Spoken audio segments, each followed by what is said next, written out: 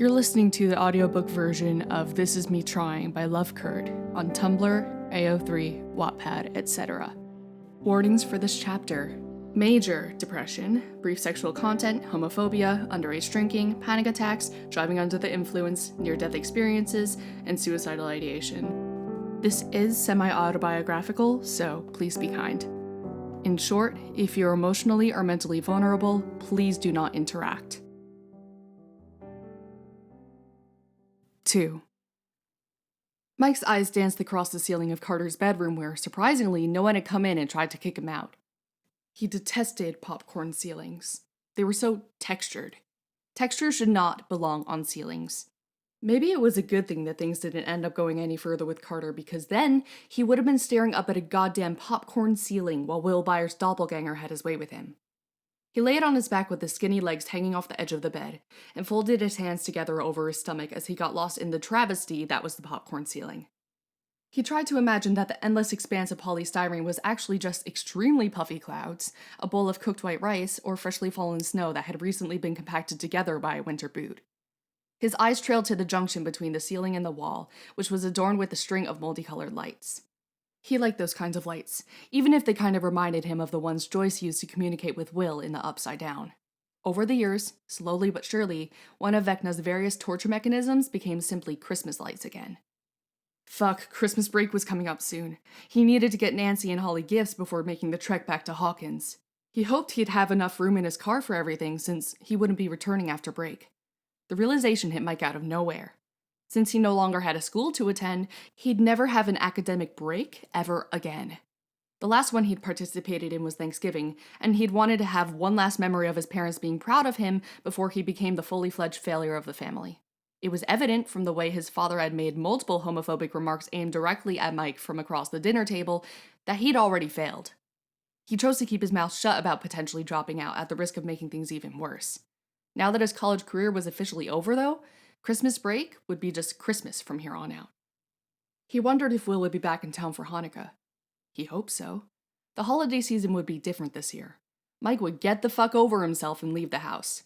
He would repair his purposefully neglected friendships, and he'd finally get the chance to see Will again face to face. Though chances were slim, maybe Will would hear him out. Maybe Will's hatred for Mike had faded a little bit. He still couldn't quite comprehend the complexity of what exactly happened within the past year and how what Mike already assumed to be pretty damn bad became even worse, considering how well the new year started off. As soon as Mike had arrived back at his dorm in January, he diligently thumbtacked the post-it detailing Will's phone number on the wall above his headboard. He wasn't normally someone who believed in karma, omens, manifestation, or any of that hippie crap, because Mike was obviously a realist and a pessimist by nature, but he truly believed that seeing Joyce at Melvald's was fate in its finest form. Forgetting his school supplies, along with his reluctance to just go back home and grab what he needed from his room, resulted in essentially coming out to Will's mother. And that was one step closer to getting Will back. Now all he had to do was call that number. The post-it stayed on his wall for 3 months. Elvis hadn't mentioned or questioned it. They weren't official anyway, so Mike was free to see whoever he wanted. Except Mike didn't just want to see Will. He wanted to spend the rest of his life with Will. If only Mike could pick up the goddamn phone. It wasn't that Mike didn't want to call. He wanted nothing more than to hear Will's voice enveloped in grainy audio. He longed for the day he'd get to say Will's name out loud instead of just writing it. But Mike was waiting for the right time to do it. He couldn't call in the morning because Will had insisted for years that, in the words of his stepfather, mornings are for coffee and contemplation, and refused to be disturbed before 9 a.m. He couldn't call in the afternoon because Will would most definitely be in class, or at work if he had a job, or hanging out somewhere with his new friends, and Mike didn't want to impose upon that. And he couldn't call in the evening because what if the conversation went south? He didn't want Will to go to sleep angry or upset, especially at him. In reality, no time was a good time. Mike knew the confrontation was inexorable, and whether it came across as offensive or not was dependent upon how the conversation began. Mike, ever the strategist, prepared himself for a multitude of scenarios, from worst to best case. It turned out that predicting all possible outcomes during a supernatural war would help him immensely in this process. Ultimately, he chose to pick up the phone and call Will on the least problematic occasion he could think of. The date was March 22nd, 1990, also known as Will's 19th birthday. Mike had parked himself in the middle of his mattress, sitting crisscross on top of his navy blue comforter.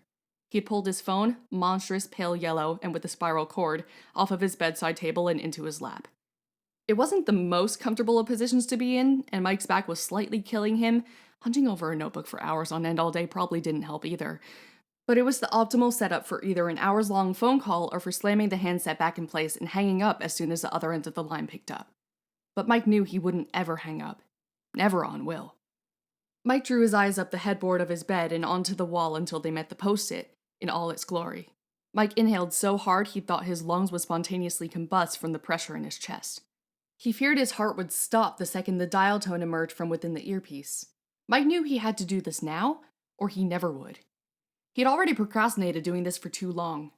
He gulped, his finger hovering over the rotary dial, and tried his luck.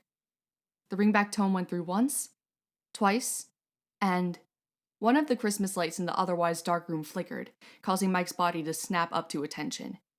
He rose to defend himself from any monsters in his vicinity, ready to fight the whoa, he stood up way too fast. He was apparently still quite intoxicated. He sat back down on the bed, eyes still glued to the string of bright, colorful lights lining the perimeter of Christopher's room? Whatever, it started with a C. After a few minutes of engaging in a staring contest with the fucking light bulb, he let his shoulders go lax. Tension that he hadn't realized had built up released from his neck as he rested his head on his palms. He wasn't in danger. Not anymore. Well, at least not in the paranormal realm of things.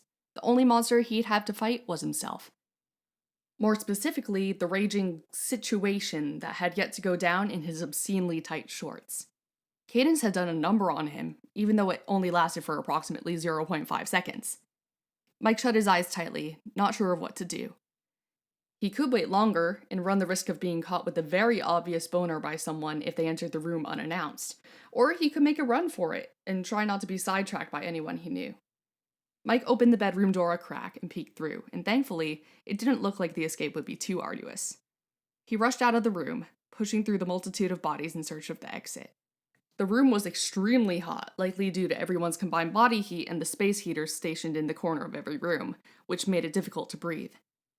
He hadn't been much of a fan of the cold ever since he and Will got stuck in the Upside Down during the Vecnapocalypse.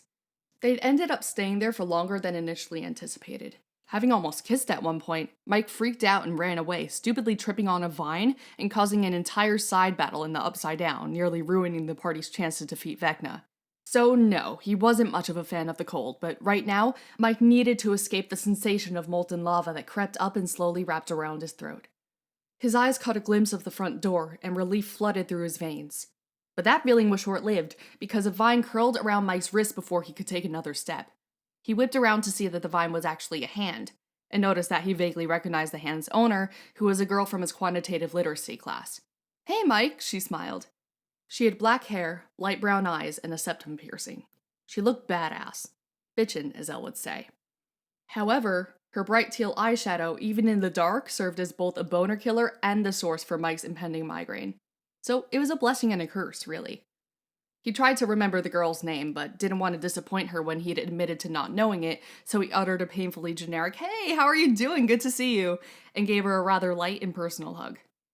She appeared to be satisfied enough with his greeting. She pulled Mike down by his shoulder so she could talk in his ear without everyone hearing over the music.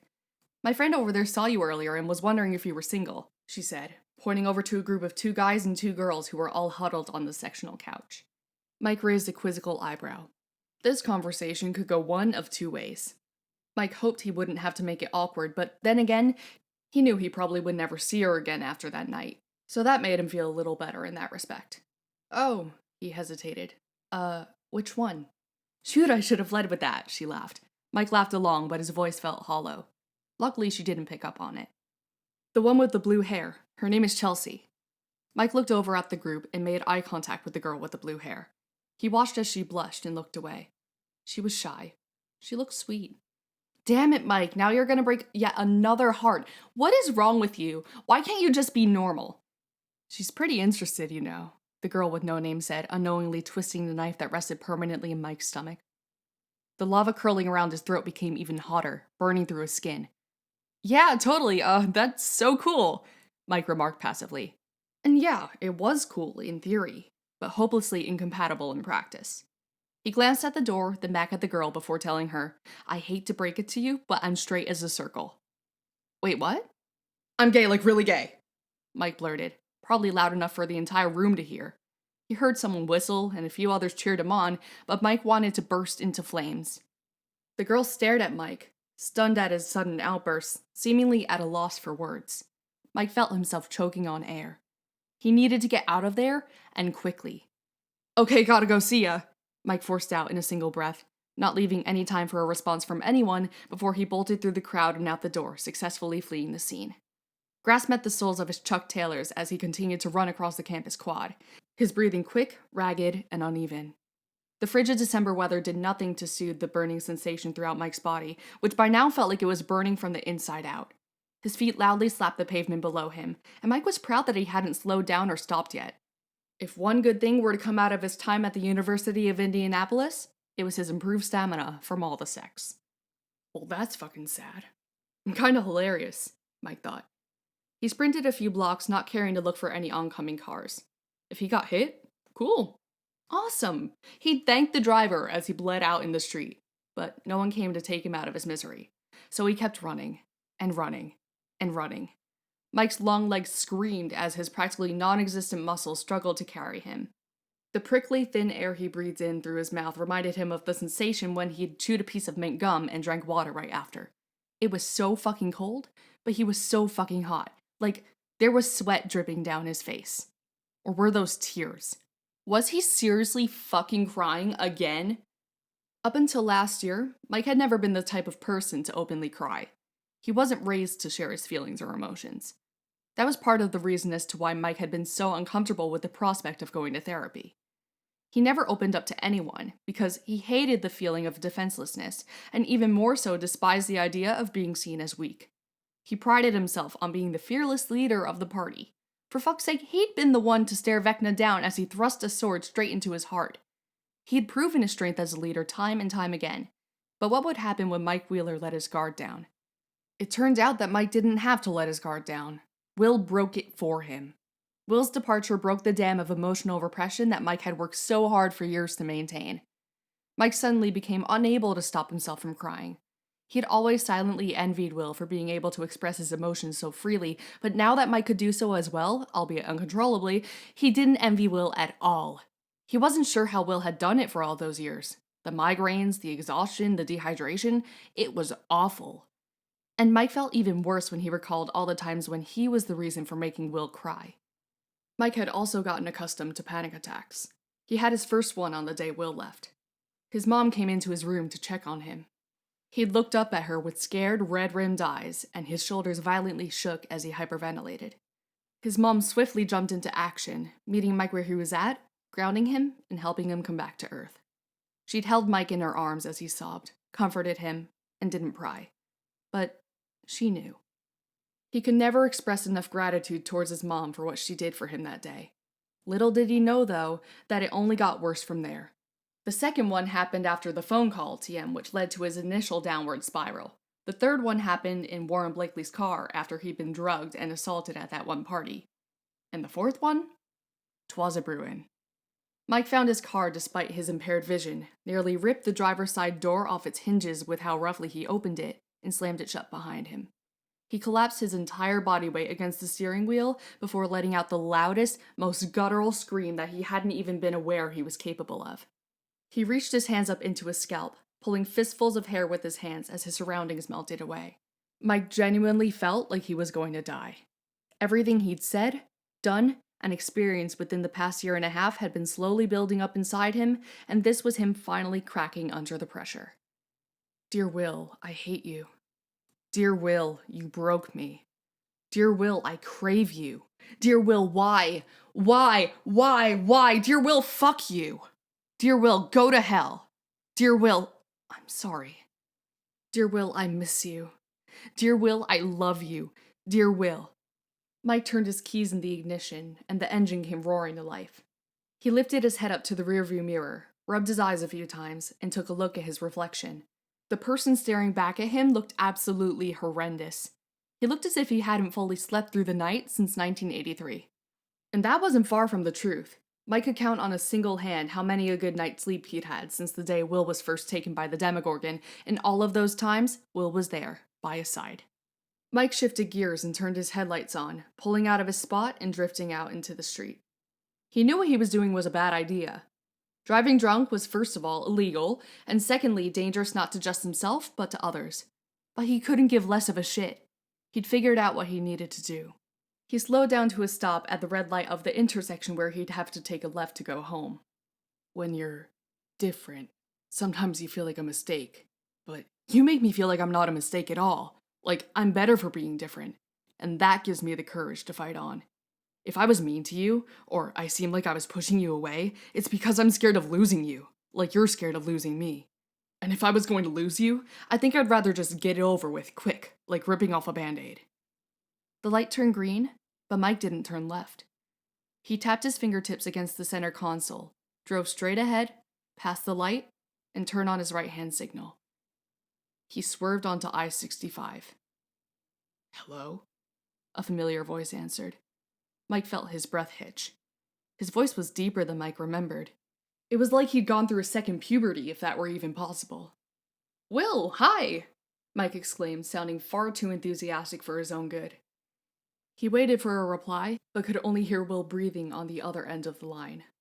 He went to speak again, but Will beat him to the punch. "Mike?" Will said his name in a tone that Mike could only label as nostalgic dread. Oh god, he shouldn't have called him. He shouldn't have called him, but he did, and Will was on the phone, and had just said Mike's name for the first time in a year. Mike reclined onto his comforter, so he was lying on his back with his knees bent, wrapping the cord around his finger a few times as he spoke. "Yeah, I was just calling to wish you a happy birthday, and to tell you that I miss you." "Well, that was vague, Wheeler. You can do better than, and love you. So much. That. Fuck, too far." He heard Will gasp, then try to cover it up by clearing his throat a few times before responding. "How'd you get my number?" "Friends don't lie," so Mike told him. "Your mom gave it to me over Christmas break." Will exhaled. Mike always savored that sound, and would have been content if that was the last sound he'd ever hear. But that specific exhale didn't convey contentment. This one was laced with light exasperation. "She shouldn't have done that." Mike begged to differ. She most definitely should have done that, and Mike would be eternally grateful that she did. In the 11th hour, where all hope appeared to have been lost in the most abysmal Christmas break to ever exist, Joyce Byers saved Mike Wheeler's life. She'd given him a reason to keep on going.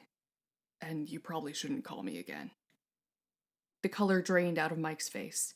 His stomach churned with anxiety that seemed to exponentially increase by the second, and he suddenly felt the urge to throw up. This was the worst-case scenario, but he didn't think much of it. It was only a hypothetical. It wasn't supposed to actually happen. Will was pushing Mike away. Again. But why? "What have I ever done to you, Will?" Mike heard himself ask, his voice small. He felt like a kid again. At the end of the day, he was still a kid. He'd had to grow up too fast, a powerful disquiet having annihilated a majority of his childhood. He'd been so uncertain of where he'd end up after the war was over. And the one time Mike was sure of himself, sure of his feelings, and sure that Will Byers was his heart, Enough. You've done enough. Will's voice, followed by the sound of the dial tone, made Mike's blood run cold. He set the handset back into its cradle and continued to lay there on his twin-size mattress, the rest of his body completely frozen. He felt his facial features involuntarily crumpling in upon themselves as the grief consumed him. This had to be a nightmare. This couldn't be real. Mike rarely prayed. He only did in life-threatening situations where the probable end result was dying. But right now, Mike prayed the hardest he'd ever prayed in his entire life. "Please, God, help me wake up. Jesus, Allah, Yahweh, whoever the hell you are, if you even exist at all. If this is real life, please kill me. I can't live like this." After a minute or so, he opened his eyes. Nothing. Mike huffed a quiet laugh to himself. It was so typical of him to place responsibility on others, let alone God, to deal with his problems. He'd have to face this alone. He was always alone, and he fucking hated it. Mike hated that he would never have Will in the way he wanted him. No, the way he needed him. Mike hated that he could never seem to get the closure he believed he deserved. Mike hated that Will wouldn't just be honest with him. "You've done enough." What the fuck did enough even mean? Had he done something else? Did he do something other than that one time in August? Something during his first semester or over Christmas break that he couldn't remember due to a steadily consistent months-long intoxication? He couldn't think of a single thing, which made him even angrier. He wished he could just fall out of love with Will or something. Maybe Mike could fall out of love with him. What was the worst that could happen if Mike picked up the handset again and dialed the number written on that cursed post-it? What if he said to Will, "Actually, I don't love you, that was just me being crazy"? Crazy together, that's what would happen. He'd be reminded of the young boy who recognized his more than platonic love for Will, a version of himself that he could never get back, a boy who would call him out for lying to both Will and himself because friends don't lie. It wouldn't be a lie to say that Will had hurt Mike badly enough to justify a grudge. At least he thought so. Then again, Mike hated grudges, and the person he became when he held them. Scratch that. He hated the person he'd become, period. He didn't recognize himself anymore. He'd started at the University of Indianapolis entirely heartbroken, but on the other hand, he'd finally discovered his identity as a young gay man. He met some new people and fucked a lot more of them, but parties have to end sometime. Mike would lay in bed, covered in the sweat and cum of a random guy asleep next to him, and would get weirdly emotional when his mind would, as always, drift to Will. He'd sometimes close his eyes and pretend the guy was Will, and he'd fall for his own brain's tricks, if only for a minute. After that minute was up, and he'd remember that Will hated his guts, he would drink. A lot. He was the life of the party, with the side of alcoholism. His temper got worse, his fuse got shorter, and his overall outlook on life became so cynical that he sometimes even contemplated dying, and not the kind of dying involving bones snapping and eyes exploding. But he'd never followed through with anything in his entire life, so he knew he wouldn't be able to kill himself even if he wanted to. The tears that previously poured out of his eyes like waterfalls had dried up, their presence remaining evident in the stiffness on the surface of Mike's cheeks. He hiccuped, the sharp intake of air causing him to develop a cramp under his rib cage. He grimaced in pain, sitting up and lowering his feet to the linoleum floor. He shuffled to his wardrobe and opened it, sifting through some oversized sweatshirts, a windbreaker, and Will's godforsaken yellow sweater before he found what he was looking for. It was over. This was it. He'd had his chance, and he lost Will for the third time in his life. He picked up the bottle of whiskey, unscrewed the cap, and raised it to his lips. Fuck Will Byers. Fuck everything. The sun had traveled up and down across the horizon a few times following the phone call at TM when he startled awake to a shrill ringing in his ears. He checked his alarm clock to see the time, and he rolled his eyes. He extended his arm out to grab the phone without having to move the rest of his body. Bitch, I swear to God, you better be either pregnant or broken up with by Nathan because it is 2 o'clock in the goddamn— Mike, it's Elle. Mike sat up then, his eyes wide with conviction. Elle? Jeez, I am so sorry for that incredibly blunt greeting. My friend Alex tends to call me around this time with all her latest life crises, so I just kind of assumed. Elle hummed an understanding. It's okay. Let's hope your friend Alex doesn't actually get pregnant or broken up with, though. Yeah, that would not be good, Mike agreed with a laugh, leaning back onto his pillows and staring at the ceiling. He had missed the sound of Elle Hopper's voice. It had been way too long. So, what's up? I was hoping you'd be able to tell me, Elle replied, and Mike's reminiscing came to a full stop. Of course, Will had called Elle. They were siblings who told each other everything. Even back when they were kids, especially after Joyce and Hopper finally got married, Will and Elle were joined at the hip. What happened? She asked him, and Mike scoffed, lifting his free hand to run it through his hair, regretting it immediately when his fingers got caught in one of the many knots, since Mike hadn't washed his hair in nearly a week. Wouldn't it be counterproductive for you to hear the same story twice? I want to hear from your perspective, Elle told him, and Mike clenched his jaw. Okay, fine. Where do I start? From the beginning would be great. So, Mike told her. He started at the beginning, all the way back to when Will and Elle had just moved back to Hawkins in April of 1986.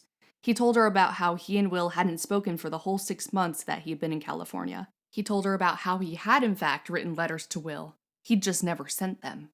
He told her about the distance that Will carefully maintained between the two of them throughout the entire duration of the Vecnapocalypse, up until when they'd almost kissed in the Upside Down. He told her about how Will— And then a few days ago, I called him to wish him a happy birthday, and Elle, I genuinely think he hates me. He hung up on me, and I don't know. I don't fucking know. I can't undo the past, and I can't get him out of my head. Elle remained silent for a few seconds, and Mike feared that their call might have been disconnected and he'd been talking to no one. But then, he heard the faint sound of Elle breathing, so he continued. If any of this gets back to Will, why do you think I called you, Mike? Elle cut him off, and Mike sat there in silence, unable to reply. I called because I care, and because I want the best for both you and Will, not just Will. I think you did the right thing letting him know you're still there if he wants you to be. Well, that was unexpected, and really kind considering that this was the first time they'd spoken since she moved to Nashville. He truly had no idea why Elle still gave a shit about him after everything. He'd been a shitty boyfriend and a shitty friend, and these reasons alone were appropriate grounds to cut him out of her life. But Elle stuck around. Oh, Mike whispered. Thanks. She trailed off. Oh no, what now? Just what? He pressed, and he heard Elle sigh. Great. I just think you shouldn't have called so soon. So soon? Mike repeated, horrified. Elle, it's been 7 months since I last spoke to him. When do you think I should have done it? Should he have waited until they were out of school for the summer? Should he have waited until they were both out of college? Should he have waited until Will had forgotten about him? You should have let him call you, Elle said to him, her voice strangely calm. Or not called him on his birthday of all days. I don't know, I'm just throwing ideas out there. Yeah, no shit. Mike reached over to his bedside table again to pick up the bottle of whiskey, which still had about half left, and took a gigantic gulp, instantly regretting when it scorched his esophagus. I don't see how the fuck this is helping 11, he spluttered, wiping his mouth roughly with his sweatshirt sleeve. Sometimes, Mike wished Elle's powers extended beyond telekinesis and telepathy and, contained the key solution to all of his problems. That would be ideal. But no, she had to be all vague and mysterious and just throw ideas out there. Okay, well, if you want to be that way, then fine. Elle's tone turned cold. I highly recommend you consider hashing it out in person. She had no idea what she was talking about. The Will she had spoken to must have been a figment of her imagination, because Will had made it abundantly clear that he wanted absolutely nothing to do with Mike. As far as Mike was concerned, he'd never see Will again. But then Elle spoke once more. I hope you and Will can eventually get your heads out of your asses and admit that you still love each other. With that, the line clicked, and Mike was alone with his thoughts. Or rather, one lone phrase as the rest of his mind faded to nothingness. You still love each other. You still love each other. You still love each other. You still love each other. You still love each other. You still love each other. You still love each other. You still love each other. You still love each other. You still love each other. Those words played on a loop in Mike's mind as he finished off his bottle of whiskey. From that moment on, sobriety and Mike Wheeler would not appear in the same sentence. Not until... The key change of the Bon Jovi song woke Mike back up with a start. This had already happened a few times, but thankfully the loud rock music on Will's mixtape would startle him awake each time he nodded off behind the wheel. Mike concluded that he couldn't blink anymore. Though his eyes were incredibly dry, due to lukewarm air blasting through the vents and directly hitting his corneas, blinking would cause Mike's heart rate to lower and the rest of the world to move in slow motion. If only for a few seconds of his life, he'd trade out the mental torment, the anger, and the loneliness for tranquility, quiet, and warmth. Then his eyelids would droop closed. Mike pressed his foot a little harder on the gas pedal, trying not to get distracted by the cornfields that seemed to sway to the music with him. Hopefully Mike would get his third win sooner than later. His second one was fleeting, and died out as soon as it began. The sun was coming up, which was definitely going to keep him awake. The song ended, followed by a few seconds of suspended quiet between songs before a familiar guitar riff met Mike's ears. Oh, fuck me. God damn it, Mike indignantly announced to the universe, gripping his fingers tighter on the steering wheel. The voice of Joe Strummer began to shout alongside the wailing electric guitar. Now, Mike was very awake. His mind became a film reel, playing back memories he thought he'd blocked out a long time ago. Darling, you got to let me know. Should I stay or should I go? Once everyone had been debriefed on what was happening in Hawkins, Will and Jonathan immediately went to work on making customized mixtapes for everyone.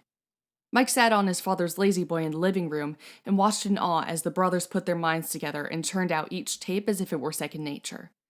He couldn't help but feel a little jealous of Will's extensive musical knowledge, for one, as well as the strong sibling bond they shared.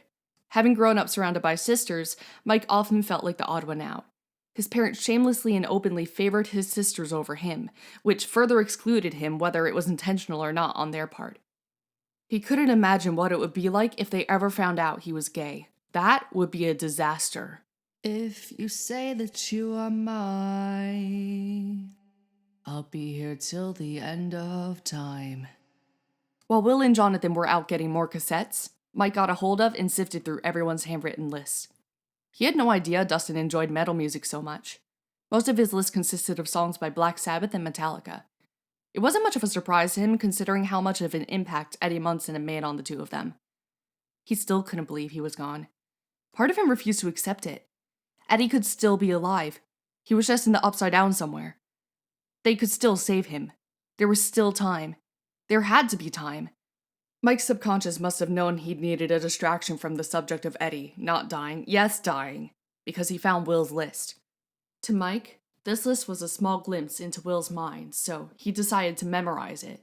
He'd do anything to get closer to Will, even if it meant racking his brain in the process. You like my mix?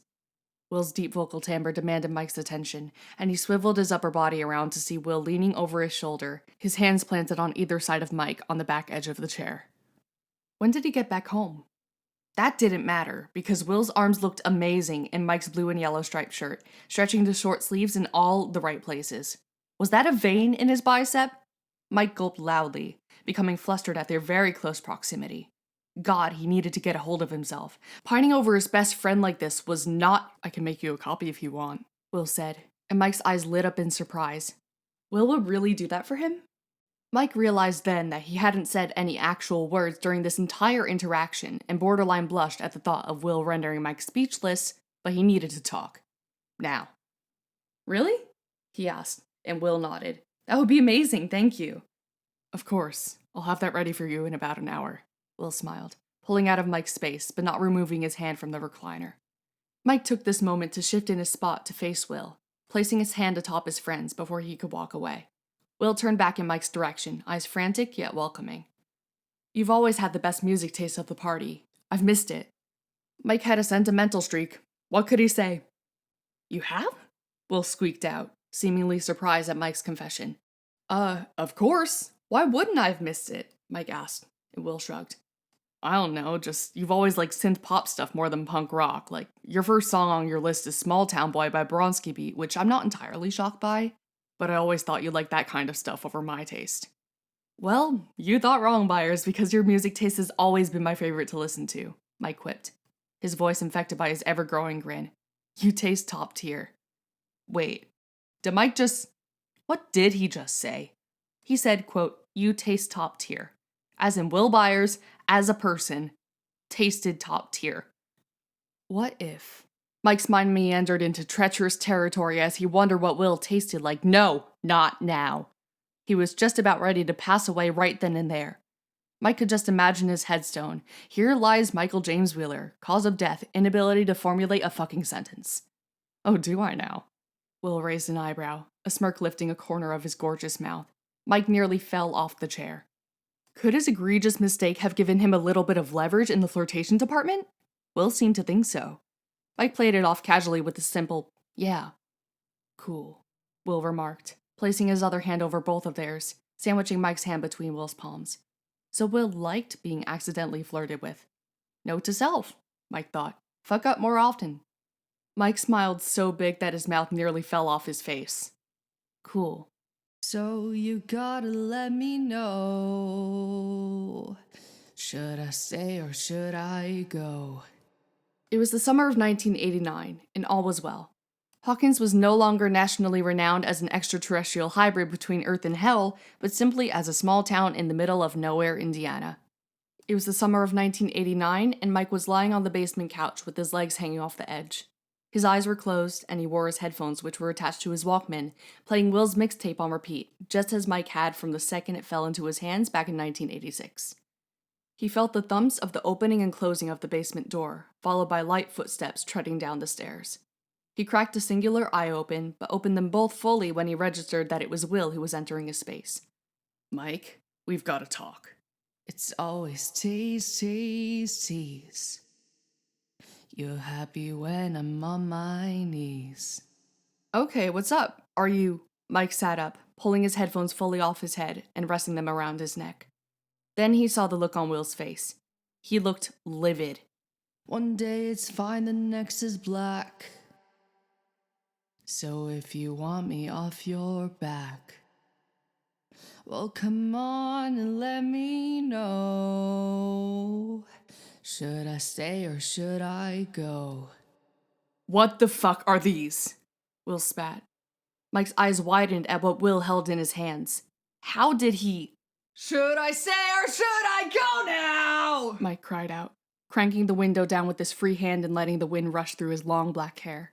His sobs broke into a maniacal, rueful laugh as his hair violently whipped into his eyes. He lifted his left hand and extended it out the driver's side window, feeling his fingers being forced apart and back together by the rippling sea of oxygen and carbon. Rock bottom felt like the top of the world. If I go, there will be trouble! He yelled through the thick strands, spluttering a bit as some pieces made their way into his mouth. He tugged them away, but to no avail, as the wind obviously had a mind of its own, but Mike continued on with this tirade of near-incoherent screeching, face full of loose curls. The road took a slight bend, and Mike obliged to the demands of the pavement. The sun was bright enough that it burned into his retinas. He pushed his hair out of his face once more to view the scenery, only to be met with a pair of bright yellow headlights belonging to a tractor-trailer. Only now did he perceive the loud noise of the truck's horn. His car radio had been blocking it out. He also noticed that he was in the opposite lane and about to collide head-on with the trailer if he didn't move fast enough. With enough adrenaline to fuel 1,000 demo dogs, Mike swerved to the right and dodged the truck with only seconds to spare. He took a moment to process the fact that he could have died. He knew his hands held the steering wheel and his foot was still on the gas, but the rest of him was thoroughly detached from reality. Should I Stay or Should I Go blared on through the speakers, but Mike could only feel the vibrations rumbling from the floor of the car. He could have died, but he didn't. But he felt his heart stop, and it felt simultaneously comforting and cataclysmic.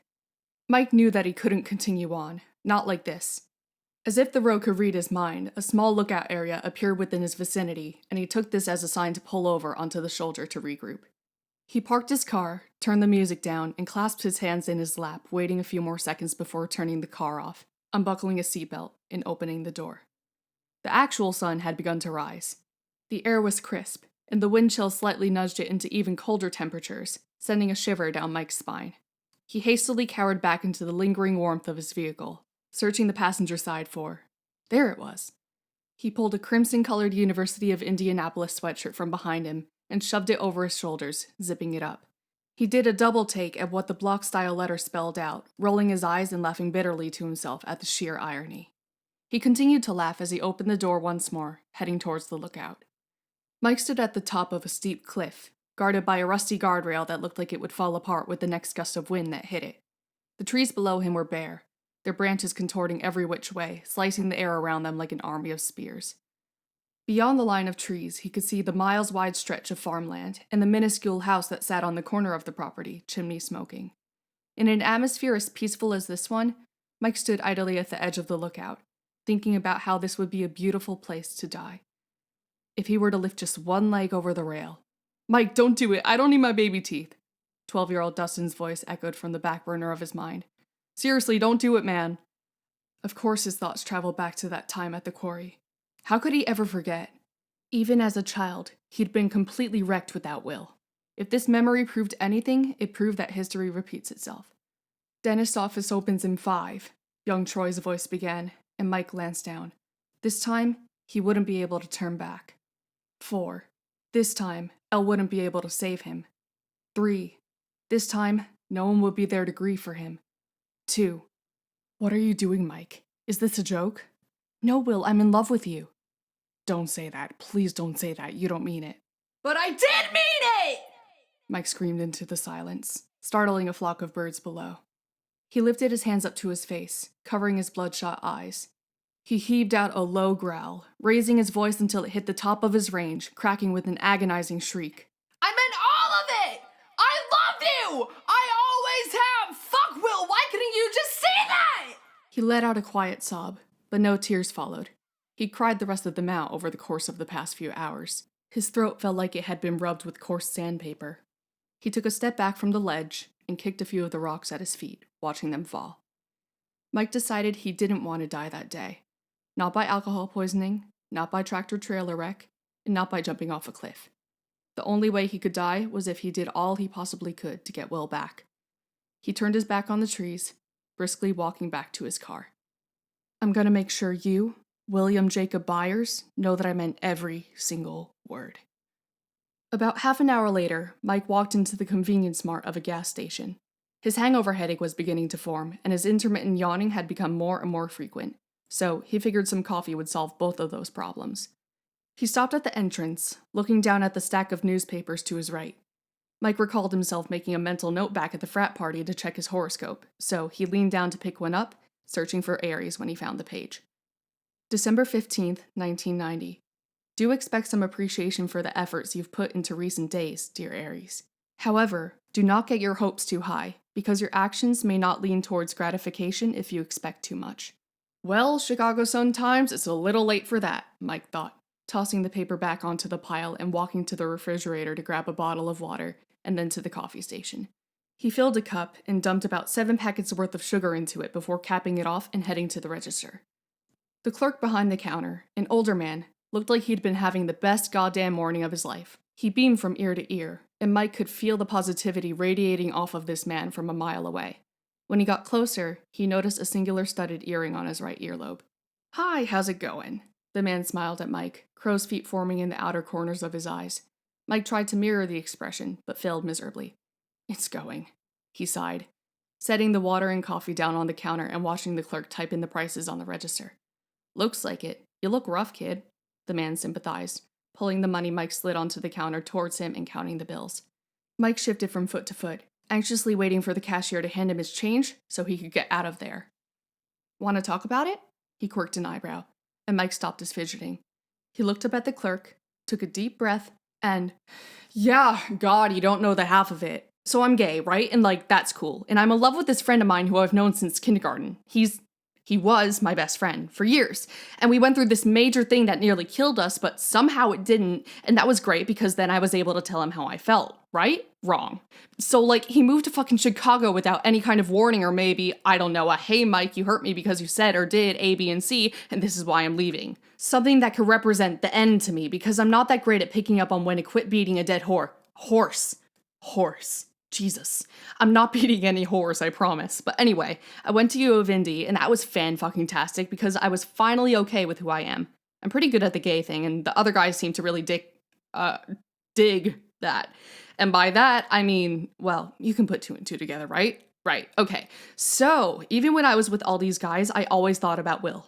All the time. He's a part of me, you know? I couldn't imagine life without him. So when I called him up on his birthday in March, which was about 7 months into the not talking to each other thing, which I never signed up for in the first place, he basically told me to fuck off and never speak to him again. And then I realized I had to live without him, so I kind of spiraled, and now I can't fucking sleep without drinking, and I can't function without some form of physical touch from another man, but I'm never fucking fulfilled because it's not Will who's doing the physical touch, and I fucking love him, and I need him more than he needs me, and now I'm fucking driving to Chicago to find him, and... Oh my god, I literally just poured my heart out to a stranger. I'm still kind of loopy, I'm so sorry. That you did. I'm happy to listen, though. The cashier merely chuckled, waving his hand in friendly dismissal. You've really been put through the ringer, kiddo. Well, thank you. Mike softly smiled as he took his change from the counter and shoved it into his pocket before turning around in preparation to leave. Best of luck in your travels! Go get yo man! The clerk called after him, and Mike laughed as the glass door slowly fell shut behind him. Pulling onto the campus of the American Academy of Art was not something Mike had expected to be on his Sunday agenda, but here he was, pulling into a visitor parking spot next to the admissions office building. He got out of his car, slamming the door and smoothing his jeans over his thighs, feeling slightly self-conscious about how they'd been crumpled up in a ball in his backseat after his most recent midnight excursion with Wyatt Bowman. Although, if he were being honest, anything was better than those denim cutoffs, especially considering the mission he was currently on. Speaking of. At first glance, this was not a traditional campus. There was not a single quad to be seen. There were no outdated buildings or directories, let alone any form of indication of a college campus, aside from the little rectangular flags with the school's logo that hung from every other lamppost lining the sidewalks. All of the academic buildings were dispersed amidst other buildings belonging to different businesses and companies within a specific limit of blocks, which would make it much more difficult for Mike to figure out where the hell Will could even be within this organized chaos. Mike figured it would make the most sense to head into the admissions office building first, so he could at least get a map. The interior of the building was bright, with students' art framed along the walls. He walked over to the nearest painting in the room, pausing to admire the work. There was a Monet-inspired landscape closest to the door, and a cubist portrayal of a still life stationed beside it. Mike could see why Will chose this school. They cultivated the talents of their students and turned them into true artists. Nothing could have prepared Mike for the next piece that caught his eye. It was him. It was Mike, large in scale, vibrant, and full of life. Mike held his breath and stared back at the incredibly detailed, realistic portrait. He knew he didn't need to look at the label that was tacked to the bottom of the painting to know whose work it was, but he couldn't help himself. His eyes dragged downward and nearly passed away when he read the title. William Byers, born 1971, The Heart, 1989, oil on canvas. Mike's chest swelled with pride, but quickly deflated at the looming, deafening voice in his head that routinely reminded him of what he'd lost. But that's where everything stopped making sense. The label stated that Will had painted The Heart in 1989, the same year that Will left Mike without turning back. He'd begun attending the American Academy of Art in September of that same year, leaving only 3.5 or so months of the semester to complete the painting. So why would Will, after he completely erased Mike out of his life, still refer to Mike as the Heart? And which heart was Will referring to? His own, or the one he'd shattered? Mike hadn't realized he'd zoned out, so when a middle-aged lady appeared next to him, he nearly leapt out of his skin. Her outfit, a floor-length dress paired with a shawl, made her look quite ominous out of the corner of his eye. "This is one of my favorites," the woman stated. "Yeah, mine too," Mike hummed, unmoving. "Have we met?" she began, but didn't give him a chance to reply. "Perhaps you're one of my lecture students. I can never quite put a name to a face, but I must say you look quite familiar," she told him, turning back to the painting with her arms crossed over her chest, deep in thought. "Probably because I'm the guy in the painting." "Oh gosh, silly me," the woman exclaimed, flushing red as she put a palm to her forehead. "I didn't even make the connection. So I assume you're close with the artist then?" "Yeah, I know," Mike began, then cut himself off with a grimace. "Knew him." "How nice." Luckily, she didn't pick up on Mike's vacant expression. Instead, she continued on, "If you'd like, I can connect you with some students if you're interested in touring the school." No thank you, ma'am, that's all right. I was just wondering if I could have a map if there's one available?" he asked, and she nodded, turning on her heel to open a drawer of the front desk. "Of course. No need to call me ma'am. Miriam works just fine." "Well, thank you very much, Miriam." He smiled at her as she handed him 2 pieces of color-coded glossy paper, a campus map and a map of Chicago. "You're very welcome, Mac. And when you see him, tell Will that I ordered those brushes he needed." He didn't recall ever telling her his name, or mentioning Will in their short conversation, but Mike became hyper-aware of the fact that Miriam likely knew something he didn't. Will had evidently told her about him. Apparently it wasn't too slanderous, though, so he felt cautiously optimistic. Okay. He rushed out, backing out the door as politely as he possibly could. "Thanks, bye." As soon as he was out of the admissions office building, he ran down the street. He was so close to finding Will. Now, all he had to do was find the dorms. Mike looked down at the map in his hands, then up, trying to find the building number, then back down again to confirm if he was even on the right street. The map said the boys' dorms should be there, but all he could see was a brick wall in front of him. He was just about to rip all his hair out before he felt a tap on his shoulder. He turned to see 2 girls looking up at him, concern etched on their faces. One of the girls wore a ski hat over her blonde hair, paired with a pink windbreaker, while the other girl donned a Sherpa denim jacket and a beanie that still allowed her to show off her impressively long box braids that cascaded down to her hips. "Hey man, are you okay?" Sherpa girl asked. His gaze traveled down to notice their intertwined hands, and he blinked, looking back at the 2 girls and nodding. At least he was amongst friends. He gripped onto the map in his hands for dear life, hoping they'd just leave him be so he could be disorientated in peace. "Yeah, fine, I'm fine." He shook his head, forcing out a smile. "Thank you, though." That didn't seem to cut it for Sherpa girl, because she shared a knowing look with Windbreaker girl. "Do you think he looks fine, babe?" She looked up at Mike with narrowed eyes. "I don't think he looks fine." "No," Windbreaker replied to her girlfriend. "He most definitely does not. Also, he shook his head no while saying he was fine, so busted." "Okay, what of it?" Mike waved his hands around the air in frustration, pacing in a small circle before returning to face the 2 girls. "I'm just walking around this very complicated campus." Windbreaker let out a giggle at that, leaning into Sherpa's shoulder to muffle her laughter, which melted Mike's heart a little bit. You're obviously lost, dude, Sherpa pressed. At least tell us what you're looking for, maybe we can help you. Mike let out an exhale of defeat, awkwardly shoving his hands in his sweatshirt pockets. Any chance you know of a guy named Will Byers? Sherpa's worryful expression shifted as she exclaimed, "Oh yeah, Will? He's a cleric in our D&D club." Mike's brain short-circuited at the weight that sentence held. He still plays D&D? That was when Windbreaker Girl's eyes widened in recognition. Wait, are you Mike? Mike felt like he was being charged with a crime, but he nodded anyway. The Mike? As in Mike Wheeler?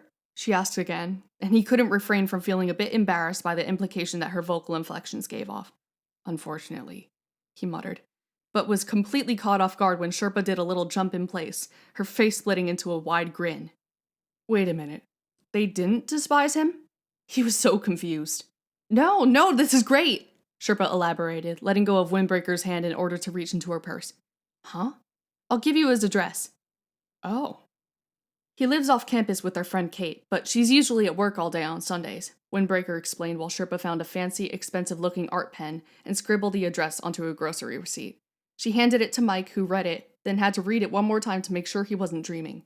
7 Maple Street, Chicago, Illinois. He gulped loudly, peeling his eyes away from the piece of receipt paper. He nodded in thanks, as no words seemed to come out of his mouth when he attempted to speak. My name's Ivy, by the way, and this is my girl Hannah, Sherpa, Ivy, said, wrapping an arm around Windbreaker, Hannah's, shoulders, pulling her into her side as they walked past and away from him. Tell Will we said you're welcome, he heard her call back to him. He wouldn't even try to decode what the fuck that meant. Mike eventually found his car after wandering around aimlessly for a few more minutes than he'd have liked to admit, and landed in the driver's seat with a thud. He pulled the map of Chicago out of his pocket and dug in his middle console for a pen, locating Maple Street in seconds. It was about a 15-minute drive away. Okay, he could do this. As he drove, Mike thought about what to say. How could he even begin to explain why he was there on Will's doorstep?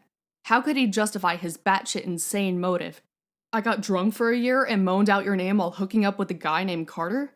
I was driving under the influence and decided to come to Chicago instead of going home? I almost killed myself on multiple occasions on the way here, but made it out alive just to tell you that I love you? Mike groaned. He didn't want to be a stuttering mess, so he figured he'd at least try to plan out his speech. But he had never really been much of a planner in respect to his social life. Give him a few monsters, and he'd be golden. But his crumbling social life was far from an apocalypse, and Will was no monster. He'd just have to wing it. Will's house was pretty. It was a small Cape Cod style, yellow with blue shutters. It had a small plot of grass in the front, with a few stairs leading up to the doorway. The doorway that Mike stood in, lifting his knuckles to the door. Mike knocked.